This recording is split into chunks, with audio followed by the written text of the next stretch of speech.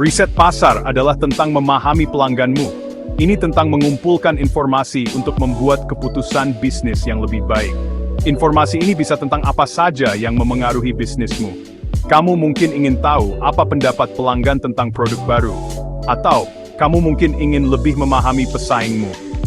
Tujuan utama riset pasar adalah untuk mengurangi risiko.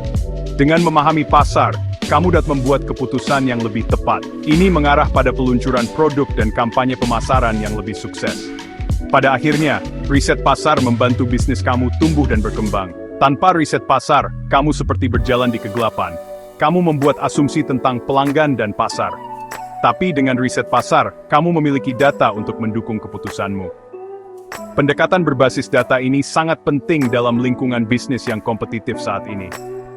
Intinya, riset pasar adalah proses pembelajaran dan adaptasi yang berkelanjutan.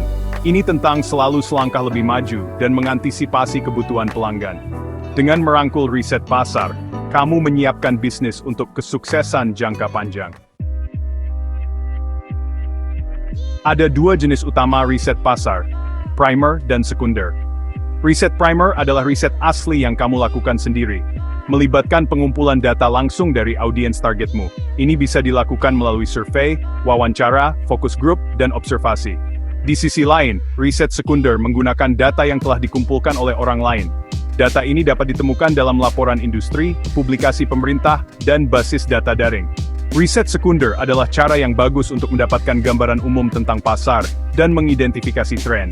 Setiap jenis riset memiliki kekuatan dan kelemahannya sendiri. Riset primer memberi kamu wawasan spesifik tentang audiens targetmu. Namun, riset ini bisa memakan waktu dan biaya yang mahal. Riset sekunder lebih hemat biaya dan lebih cepat untuk dikumpulkan. Tapi, mungkin tidak spesifik untuk kebutuhanmu. Pendekatan terbaik seringkali menggunakan kombinasi riset primer dan sekunder. Ini memungkinkan kamu untuk mendapatkan pandangan yang menyeluruh tentang pasar, dan membuat keputusan yang paling tepat untuk bisnis. Melakukan riset pasar tidak harus rumit. Berikut panduan langkah demi langkah untuk membantumu memulai. Pertama, tetapkan tujuanmu. Apa yang ingin kamu pelajari dari risetmu? Tentukan tujuanmu dengan jelas untuk memastikan risetmu terfokus dan efektif. Selanjutnya, identifikasi audiens targetmu. Siapa yang ingin kamu jangkau dengan risetmu? Tentukan demografi, psikografi, dan perilaku pelanggan idealmu. Lalu, pilih metode risetmu. Apakah kamu akan menggunakan survei, wawancara, focus group, atau kombinasi metode? Pilih metode yang paling sesuai dengan tujuan dan audiens targetmu. Kumpulkan datamu. Ini adalah langkah paling penting dalam prosesnya. Pastikan metode pengumpulan datamu dapat diandalkan, dan tidak bias untuk mendapatkan wawasan yang akurat. Setelah itu, analisis datamu. Setelah kamu mengumpulkan data, saatnya untuk memahaminya. Cari pola, tren, dan wawasan yang dapat membantumu membuat keputusan yang tepat. Terakhir, ambil tindakan. Langkah terakhir adalah menerapkan hasil temuanmu. Gunakan wawasanmu untuk membuat perubahan pada produk, layanan, kampanye pemasaran, atau strategi bisnis. Bagian 4. Menuai hasil, manfaat riset pasar. Berinvestasi dalam riset pasar menawarkan banyak manfaat bagi bisnis dari semua ukuran. Berikut adalah beberapa keuntungan utamanya. Pertama, pengambilan keputusan yang lebih baik. Riset pasar menyediakan data berharga yang memberdayakan bisnis untuk membuat keputusan berdasarkan informasi, meminimalkan risiko, dan memaksimalkan peluang. Kedua, peningkatan pemahaman pelanggan. Dengan mempelajari preferensi, kebutuhan, dan perilaku pelanggan, bisnis dapat menyesuaikan penawaran mereka agar lebih sesuai dengan audiens target mereka. Ketiga, keunggulan kompetitif. Memahami lanskap kompetitif sangat penting untuk kesuksesan. Riset pasar membantu mengidentifikasi pesaing, menganalisis strategi mereka, dan mengungkap peluang untuk diferensiasi. Keempat, peningkatan profitabilitas. Dengan membuat keputusan berdasarkan informasi berdasarkan wawasan pasar, bisnis dapat mengoptimalkan operasi mereka, mengurangi biaya, dan meningkatkan profitabilitas. Dan terakhir, pengembangan produk baru.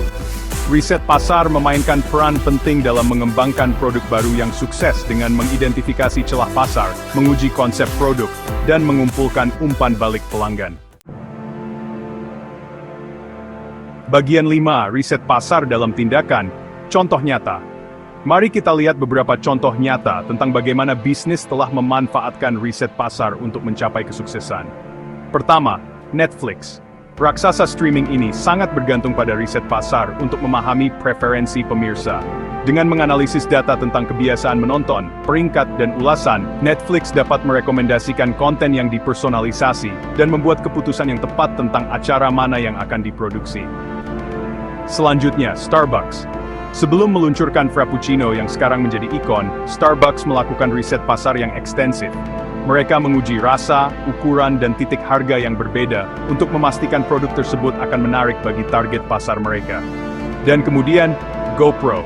Perusahaan kamera aksi ini menggunakan riset pasar untuk terhubung dengan audiens target mereka, yaitu para penggemar petualangan. Dengan terlibat dengan pelanggan di media sosial dan mensponsori acara olahraga ekstrem, GoPro membangun pengikut merek yang kuat dan memperoleh wawasan berharga tentang kebutuhan pelanggan. Contoh-contoh ini menunjukkan bagaimana riset pasar dapat diterapkan di berbagai industri untuk mencapai berbagai tujuan bisnis. Dengan memahami pelanggan dan pasar mereka, perusahaan-perusahaan ini telah mampu berinovasi, tumbuh, dan tetap menjadi yang terdepan dalam persaingan.